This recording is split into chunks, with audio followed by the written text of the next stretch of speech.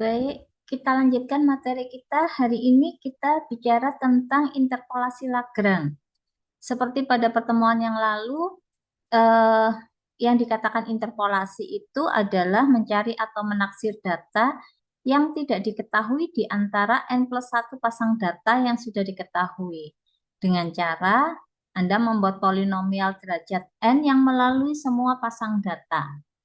Nah, ada dua metode yang kita pelajari, yaitu Newton-Gregory dan Lagrange. Ya, pada pertemuan sebelumnya kita sudah belajar metode Newton-Gregory, baik Newton-Gregory maju ataupun Newton-Gregory mundur.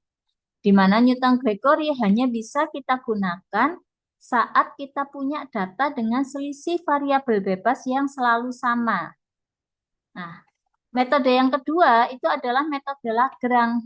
Kalau metode Lagrange ini bisa kita gunakan untuk selisih variabel bebasnya yang sama ataupun tidak sama. Jadi memang kalau Lagrange lebih umum gitu. Terus kenapa kok harus bicara Newton-Gregory kalau Lagrange saja sudah bisa? Nanti Anda akan lihat bahwa metode Newton-Gregory itu relatif lebih sederhana rumusannya dibandingkan dengan Lagrange gitu ya. Makanya kalau selisih variabel bebasnya sama, lebih baik kalau saya memilih Newton-Gregory.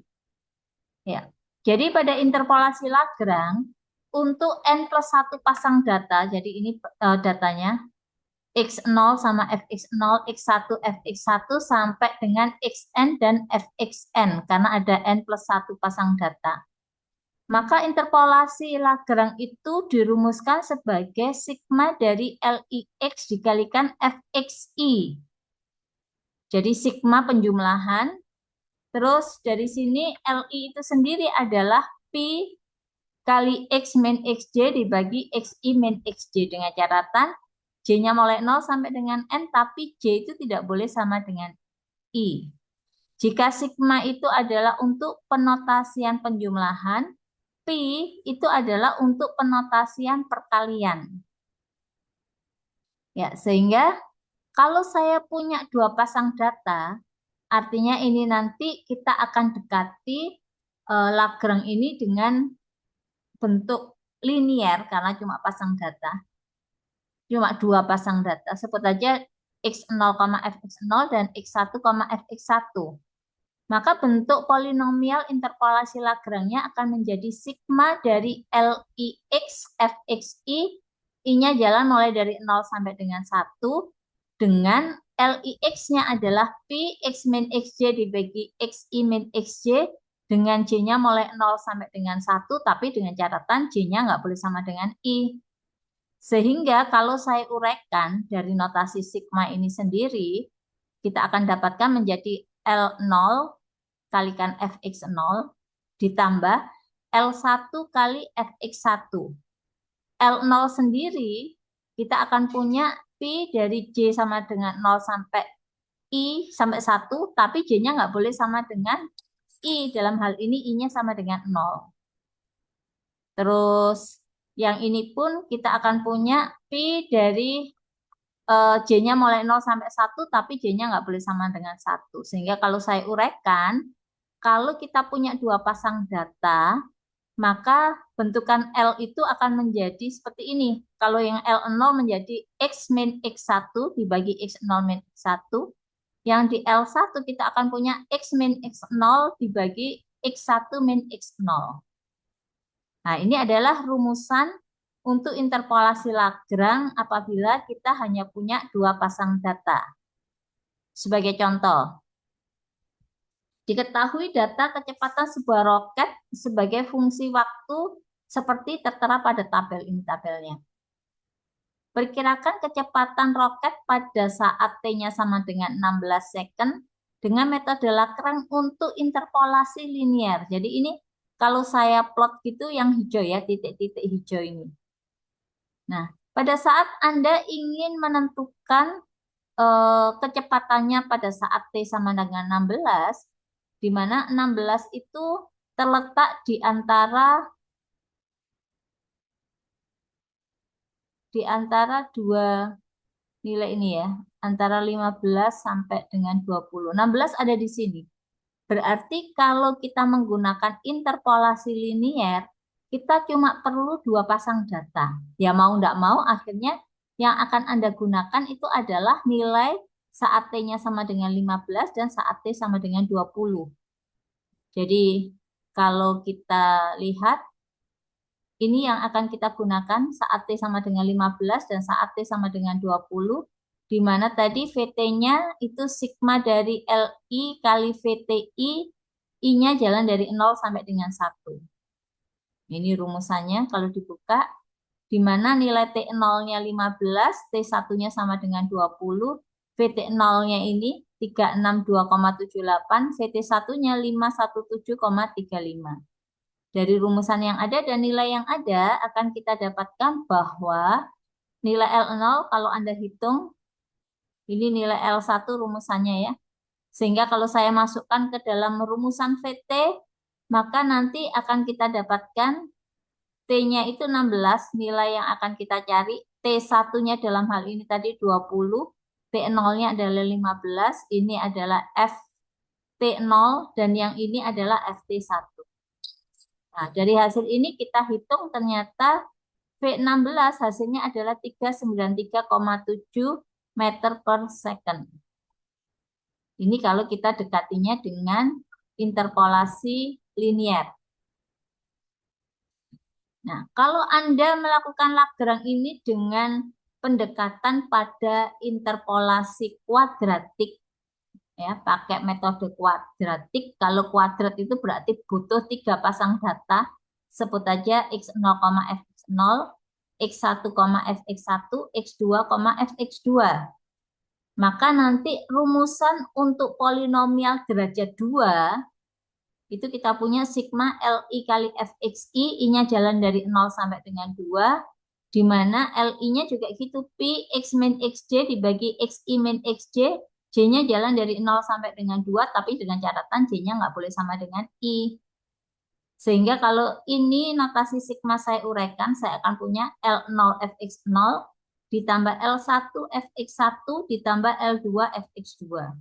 Setiap L kita coba buka, ternyata untuk L0 saya akan dapatkan J-nya berarti mulainya nggak boleh 0 ya, mulai 1 sampai dengan 2. Sehingga di sini saya punya X min X1 dibagi X0 min X1 dikalikan X min X2 dibagi X0 min X2. Sedangkan untuk L1 berarti J-nya nggak boleh 1. Sehingga kita punya X min X0 dibagi X1 min X0 kali X min X2 dibagi X1 min X2. Dan yang terakhir untuk L2, kita akan dapatkan J-nya nggak boleh sama dengan 2, berarti J-nya hanya 0 dan 1 saja. Kita akan peroleh rumusannya seperti ini. Ya, dengan rumusan ini, Anda bisa menentukan kecepatan dari roket itu saat T sama dengan 6, kalau kita mau menggunakan Lagrange untuk interpolasi kuadratik. Nah, 16 kan terletaknya di sini ya. Ya, 16 kan terletaknya di antara 15 sampai dengan 20 ini. Berarti di sini nanti Anda bisa menggunakan 3 data di sini, ini. Atau Anda juga bisa gunakan 3 data yang ada di sini. Ini pilihan ya. Selama tidak ada ketentuan, maka kita bisa menggunakan kemungkinan 2 yang ada di situ. Ya. Sehingga dari sini kalau di sini dipakainya yang 3 data yang atas, yaitu T0-nya 10, T1-nya 15, dan T2-nya 20.